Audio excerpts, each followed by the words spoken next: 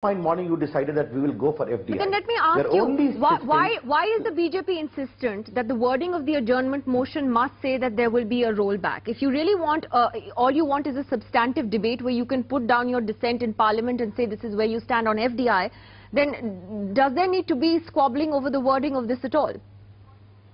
No, it is not a squabbling, Nidhi. It is a very legitimate and legal parliamentary instrument. If there is also a wording that we will withdraw the recall this whole FDI, a voting will be recall yes or recall no. And government and the people of the country will know who stands where on this very important issue of FDI. There is divide in the Congress inter se.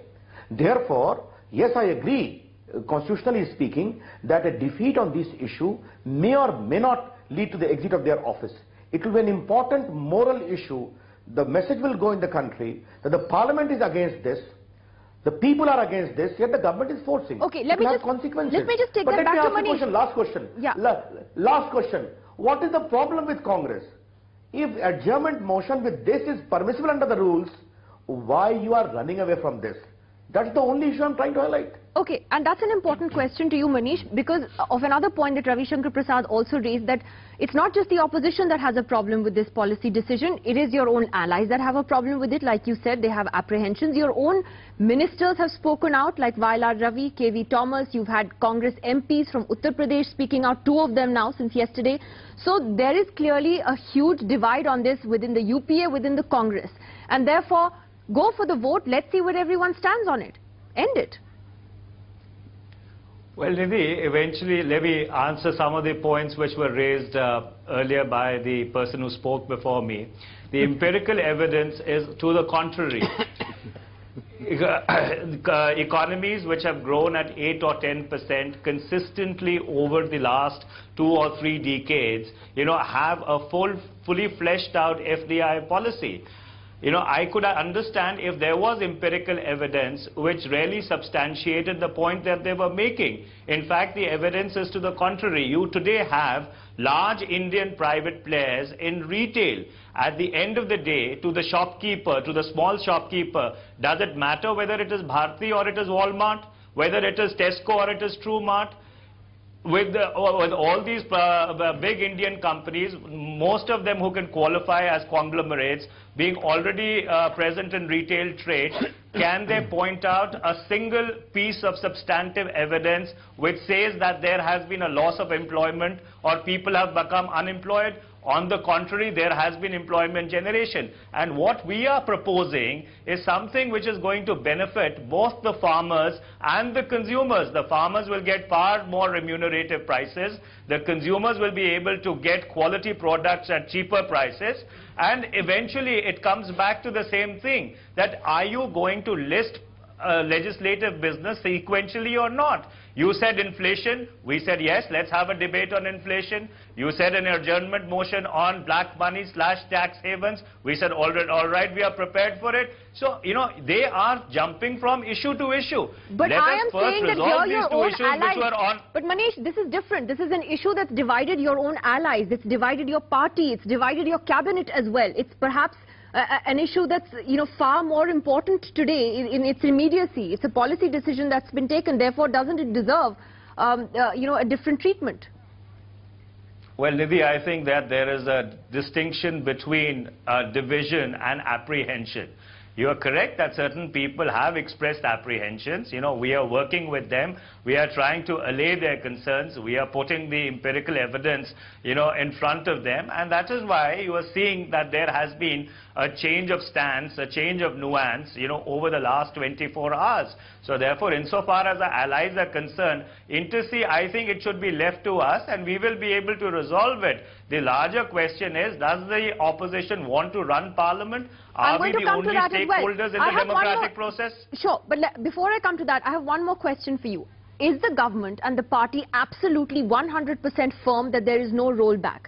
And I'm asking you this because there has been some speculation that, there could be a compromise. You may refer it to an impart group of ministers. You may bring down the FDI amount to 26%. Are any of these possibilities there up in the air, or are you absolutely sure you're going to stick to the policy as the cabinet cleared it?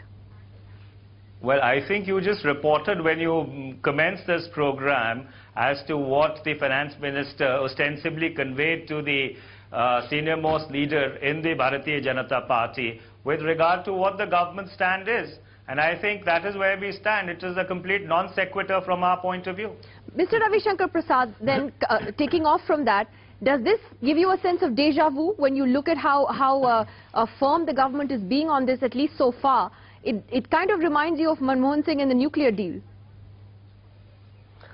Well, nuclear deal is far from being the deal. We are yet to see the light of the day. It is nearly 6 years. Let us leave it there.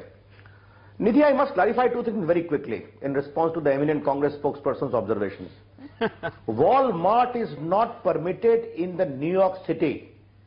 And if any mayor allows them, he will be voted out of power because of a small grocery shop owner in New York.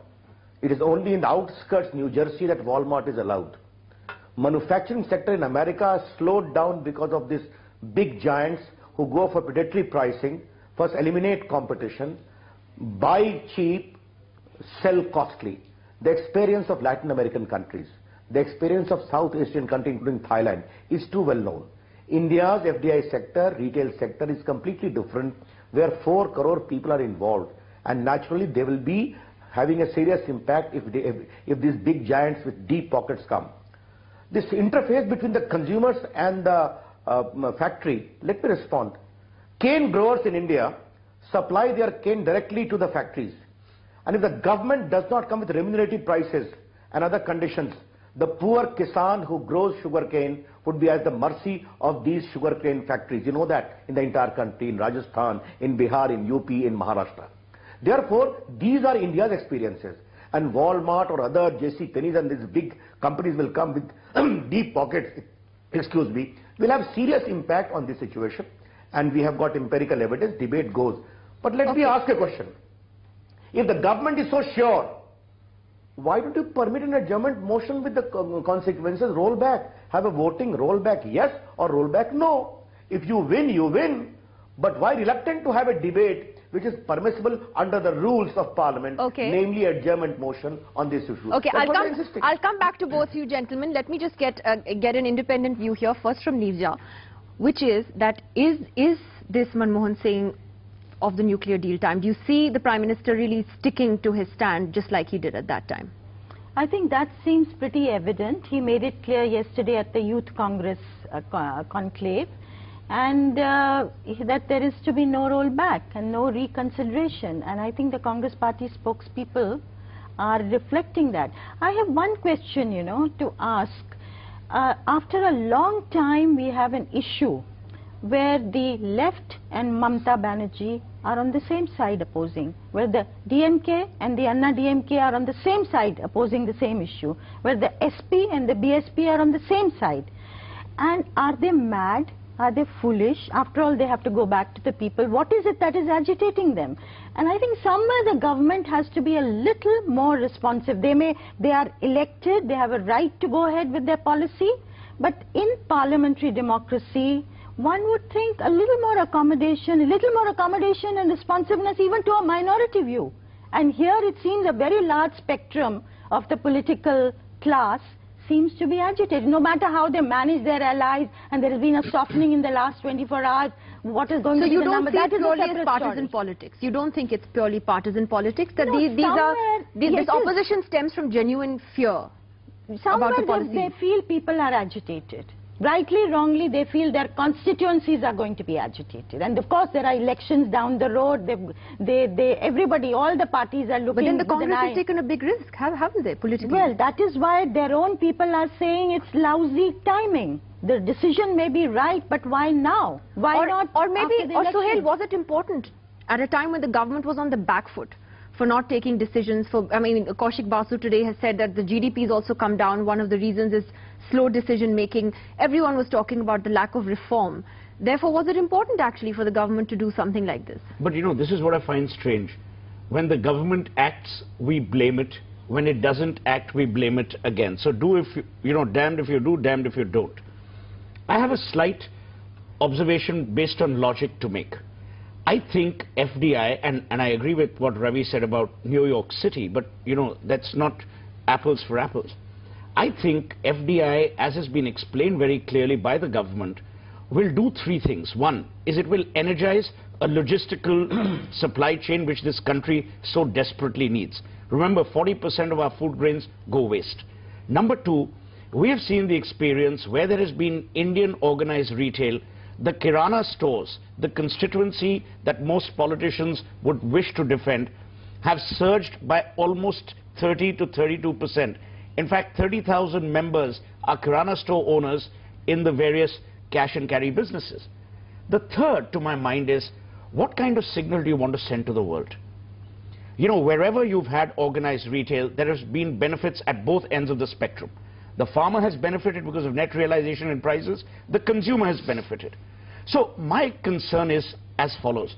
Do we really wish Parliament to be seen as a token playground where people come, fight, don't decide, don't debate issues? Or do we want Parliament to actually sit down and discuss things? It's not about the Congress, it's not about the BJP. I'm observing it as a citizen of India. What kind of democracy do we want to be known as? Because if Parliament continues to be disrupted in the way it is, then we are using Parliament as a crutch to justify a democracy which is ineffective and weak. Is this partisan politics, or as Neerja says, you have parties from opposing political spectrums coming together on a key issue? But I think it's a bit of both. But Nidhi, I think the time has come for our political classes to become mature and to replace populism with progress. There will be pain. There's always pain when you take decisions of such magnitude. But the point is indecision therefore an answer? Is rollback an answer? When you tell the world who's looking at investing in India that we are now rolling back, where is your policy consistency? And where is the ability of the executive to take executive decisions? Okay. Let me ask Ravi Shankar Prasad this then. Mr. Prasad, you know, we've seen the BJP's opposition to this FDI in multi-brand retail. We now famously know that you had a different position. The NDA had a very different position. In 2002, you wanted 100% FDI in retail. It came down to 26%, and then you decided to oppose it in 2009. But is there a general tendency of the opposition to oppose any policy decision that's taken by the government? And I ask this not just on FDI, but even on the nuclear deal. Now, I don't want to go into history, but you know, the nuclear deal had its beginnings in the NDA government. You were the people who started that off. You keep opposing every peace initiative the Prime Minister makes with Pakistan, yet it was Mr. Vajpayee who reached out to Pakistan. He took that bus journey to Lahore. He invited Musharraf here to Agra after Kargil. So I'm saying that is it generally partisan politics at play here? You have asked many questions. Give me a little time, Nidhi. As far as FDI is concerned, we have been opposed from the very beginning. The BJP manifesto of 2004, it was a vision document, or 2009, or anyone earlier, they have been consistent. Yes, the NDA agenda for governance did have a stipulation like that. But we never implemented it. Every time proposals do come, in the NDA regime there was a proposal to disinvest Indian Oil altogether, ONGC altogether. We did not agree. Proposals do emanate from sources, from lobbying, from campaign. The point is the political leadership willing to agree for that? We said no. On the issue of nuclear deal, we have said very clearly, we are for good relation with USA, but not at the cost of our nuclear autonomy. We stand by that. As far as issue of certification is concerned, Pakistan has not done anything in the war against terror. Mr. Chidambaram agreed hardly 3 days ago on the anniversary of 26/11 of Mumbai attack. Now, the Prime Minister is saying that Mr. Gilani is a man of peace. Now, how do you make it? Yes, Vajpayee initiated relations with Pakistan, but he forced Musharraf on 6 January 2004 to agree for an agreement. For the first time, Pakistan acknowledged it will not permit Pakistan territory to be used against India for terrorist attack. Those things are too well known. Therefore, our position has been very consistent and very clear. I differ with Suhail, my good friend, that as far as impact on domestic employment is concerned, when big, deep pockets, big giants come, they uproot complete local employment and only give marginal employment. And the predatory pricing ultimately leads to a situation that consumer choice is limited. Now, as Neerja very rightly pointed out, it is a rare occasion that DMK, AIDMK together, BSP and SP is together, CPM and Mamta ji are together. Now, is it not an issue which requires a proper discussion with voting implications? That's what we are insisting. Yes, I would like to remind Suhail, Parliament is important. But opposition's right to articulate concerns of the people is equally important. And if we agitate for that, we should be called disruptionists. I'm sorry to say, that is not what the